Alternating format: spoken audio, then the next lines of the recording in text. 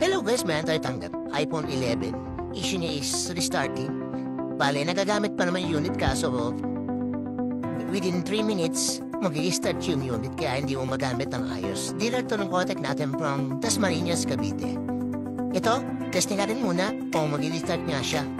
Para ma-verify natin na restart. Ayun, nag-restart nga talaga siya. Within 3 minutes, di siya naabot ng 3 minutes, mag-restart na siya.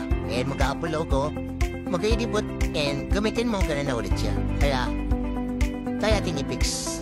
Ayun, diniagnose natin yung unit, and nakita ko yung isang linyang possible na nagkakos naman yung restart. Kaya tayo ating fix. After ma-fix, ayan, hindi na siya nag-restart within 3 minutes. Bale, okay na yung unit, hindi na siya nag-restart. Dito lang yan, sa iOS and Android, Fix Alfonso.